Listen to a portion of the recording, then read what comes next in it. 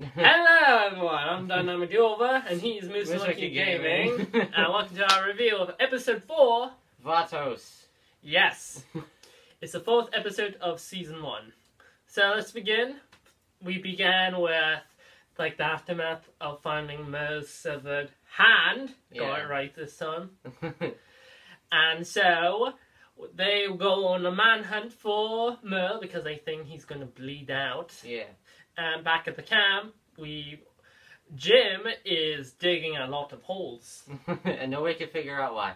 Yeah, so they just tie him to a tree. Because he's crazy. Or at least their theory is that he's crazy. Yeah, so they just leave him there for a while. But let's get back to the more important stuff. As the manhunt begins for Merle, they follow the trail of blood through a door that we never saw in episode 2. Yeah.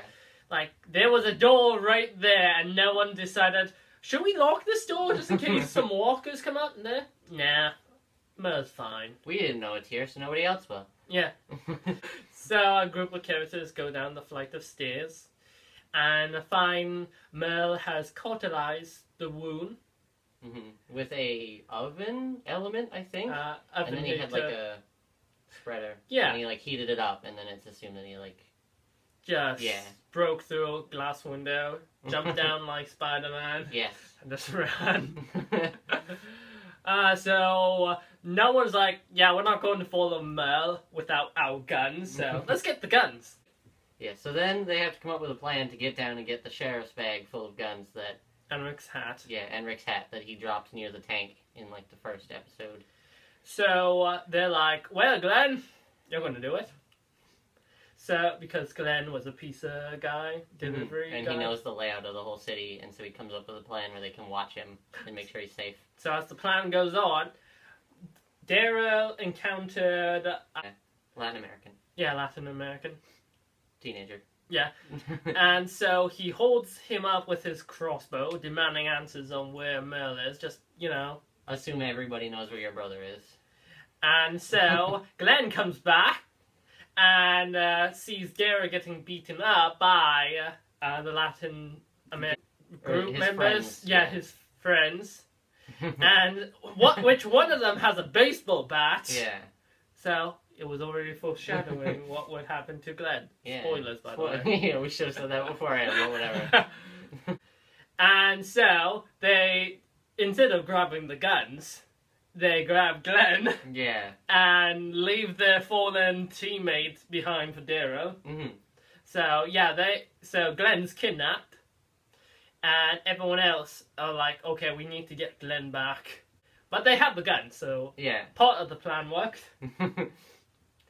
So, and then what happens is you get this standoff between the Latin Americans and the group.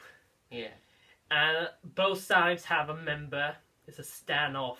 A standoff that we're only in disaster.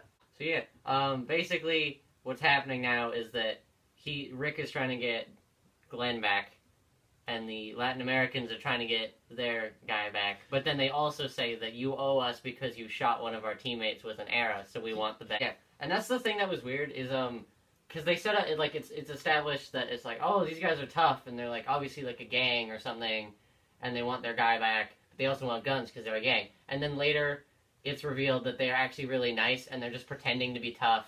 Yeah, because they're all helping. And so yeah, but I did like how it turned out that these guys we thought were bad guys turned out just be trying to be helping the retirement home. It's a good like theme to have. Of like, they make someone seem evil, and it's like they're actually just humans, and they're trying to do what they can to survive and help other people. So, anyways, they get Glenn back. Yes, Glenn survived. Now. For the first time. Yeah. Out of 3. And so, they decided, yeah, you seem like good guys. We're sorry, you're sorry. Here, have half the guns.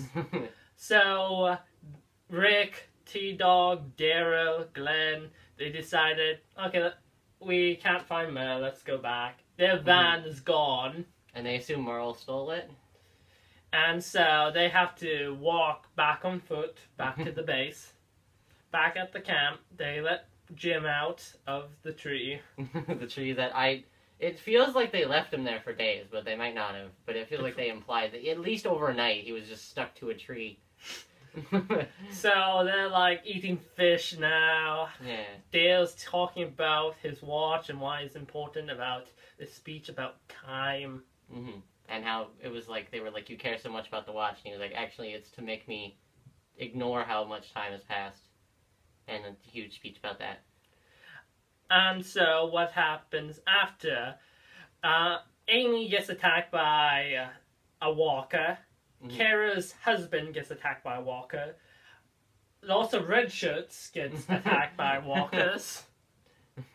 And so Rick, Daryl, T-Dog, and Glenn show up with the guns and help save the day. Yeah, but you would think firing loud weapons would just draw more of walkers towards you. Just imagine if only like 3 walkers just got into the camp. You fire the first gun, and a lot more walkers just walk in. Oh, what was that sound? Let's all, like, million of us go towards that sound. So, Amy's killed, and so is Ed. Mm-hmm. And Jim's like, I remember my dream, because he dug the holes because of a dream. So, it turns out Jim might be a psychic. Because his dream told him that everybody was going to die, and so that's why he was digging graves, was to bury all the people in the group. And Andrea is crying over Amy's dead body. And so, what did you think of the episode overall? I thought it was a pretty good episode. You know, like, overall, I thought it was pretty good. The whole kind of, like, breaking your expectation that, oh, everybody's a savage and they just want to murder people and rob them, and, like, they were like, no, we're actually just here to help people, and we just need to make ourselves look tough, so that the actually tough people don't come after us and try and murder us. I like that twist. Yeah. For me, like you said, it was a nice change, because you think, oh, now our heroes must fight these bad guys that have taken Glenn. But it turns out that they were trying to help others by stealing from others. So I thought that was a nice twist. You don't see that much. You don't see that often in television. But one thing I just want to say, Andrew Lincoln's, that's the actor that played Rick, accent is not very good in these first few episodes, because you can kind of tell it's a bit forced in some scenes.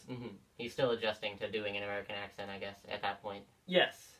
But overall, I think I give the episode a 7 out of 10. What about you?